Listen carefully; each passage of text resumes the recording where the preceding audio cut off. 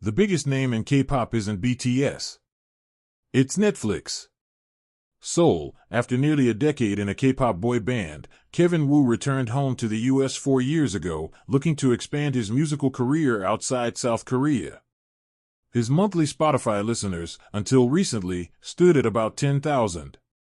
Now, it's around 20 million. The reason? Netflix's #1 movie globally, KPop Demon Hunters, an animated film with girl group protagonists and boy band baddies. Two of the film's tracks have sat atop the U.S. Spotify's most streamed songs, feats never before achieved by BTS, Blackpink, or any other K-pop group, real or imagined. That's delivered a harsh reality to a genre-seeking reinvention. Fictional bands have gotten popular faster in the U.S. than humans ever did. The triumph comes as the broader music industry grapples with unconventional entrants, like bogus hits created by AI claiming to be authentic. Wu provides the singing voice for Mystery, one of the 5 members of the film's soul-stealing Suga boys. On a recent day, he was relaxing with a friend at a hotel pool in the Los Angeles area when a Suga boys song started playing. Some children began dancing, prompting Wu's friend to ask, "Do you want to meet the actual Suga boy?" They shrieked and asked for an autograph, which Wu obliged.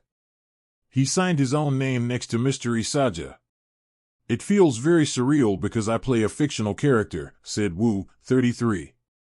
"They don't recognize me as Kevin Wu or a K-pop artist." KPop Demon Hunters, produced by Sony Pictures Animation, is an American production shot in English, with a creative team and cast stocked with South Koreans and Korean diaspora. The film, which debuted June 20th, has inspired fan art, handmade plushie dolls, and cosplays of the main characters. Real-life K-pop stars, including several members of BTS, have praised the film. The fictional K-pop idols are appealing to tribal fanbases that often lock in support for a single group and disavow others. In K-pop lingo, a bias refers to one's favorite singer, while Akgi identifies someone who prefers one member of the group but dislikes everyone else. Multistan is someone capable of loving more than one group, a stigmatized notion in the K-pop universe. That has made rooting for the Suga boys and the film's girl group trio, HUNTR/X, a relatively guilt-free endeavor, fans say. Becoming the Switzerland of K-pop wasn't luck. The film aimed to be an amalgamism of K-pop aesthetics and sounds, with hopes of honoring all the fans, said Ian Eisendrath, the movie's executive music producer.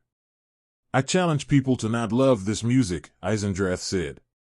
7 of the film's songs rank among Spotify's 15 most streamed tunes on the U.S. daily charts. The 2 most popular hits, HUNTR/X's Golden and the Suga Boys Your Idol, are also roaring up the Billboard Hot 100, placing number 6 and number 16 respectively. The film's companion album has achieved the biggest streaming week for a movie soundtrack since 2021's Encanto. The catchy tunes have created many converts like Vasilios Tsagaropoulos, a 45-year-old dad who had never listened to K-pop. On a coworker's suggestion, he found himself on his sofa watching K-pop Demon Hunters, his 2 young daughters on each arm. Near the end, Tsagaropoulos began to tear up. His 6-year-old glanced over as he let out a quiet whimper. He's watched the movie twice more, the soundtrack blares in their car, and he's a proud owner of a purple HUNTR/X t-shirt. He said K-pop previously seemed like a flashy product. "It feels different now," Tsagaropoulos said, "because it's something I shared with my daughters." The film's chart success carries some caveats. Several individual K-pop singers, as opposed to groups, have vaulted atop the daily Spotify charts in the U.S., the world's most lucrative music market. BTS and Blackpink, who typically sing in Korean, have hit #1 on Spotify globally.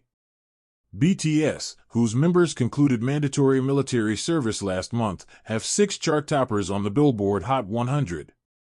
Despite explosive growth over the years, the K-pop industry had become top-heavy and stagnated.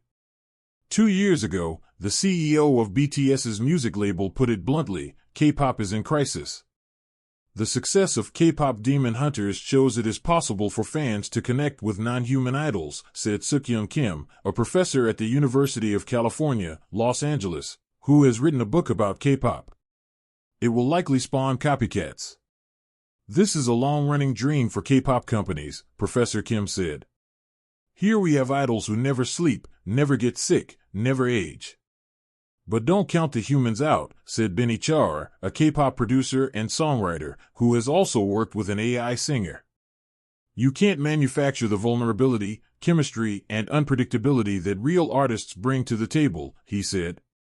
Wu, the Soulja Boy singer, said he doesn't mind if his work as mystery overshadows his prior time with the K-pop group, U-KISS, his Broadway performances, or his acting roles. For me, in a sense, it's like a reinvention of my artistry, he said. Skyblaw, who supports the K-pop boy band Vanner, gives high marks to the film's authenticity, from the intense bond between the fans and stars to the glossy stage outfits. But the 27-year-old, who works at an engraving shop in Salem, Oregon, was puzzled about one thing: the Soulja Boys crashing HUNTR/X's meet and greet with fans.